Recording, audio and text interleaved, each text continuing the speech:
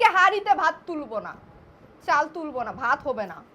হাড়িতে চাল উঠবে না, ভাত হবে না। চালই নাই বাড়িতে, চাল নাই, চাল নাই, কোনো সবজি বাজার নাই, কিচ্ছু নাই। গ্যাস শেষ, রান্না শেষ, রান্নাও নাই। মশলাও শেষ, মশলা তো 2 বছর আগে শেষ হয়ে গেছে। এতদিন ধরে মানে কি পানসা তরকারি খাইছি, খালি পেঁয়াজ। বউটাও শেষ হয়ে যাক, চলে যাক বউটা। জামুগা, ঈদের বাজার না করে দিলে জামুই গা, এবারে একবারে জামু, আর আইতাম না।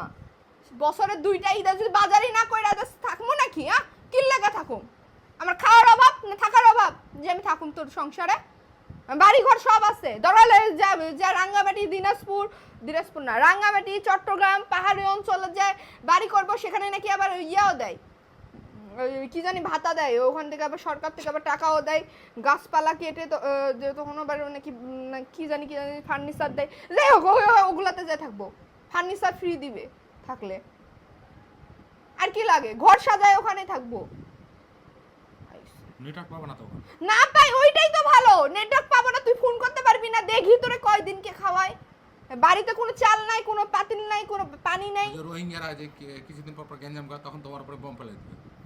ওই জঙ্গলের মধ্যে রোহিঙ্গা থাকে, ওরা কক্সবাজারের দিকে থাকে না? না, এদিকে চলে আসে সব। তাহলে এইদিকে কোথায় জঙ্গল আছে? এই যে গাজীপুরে।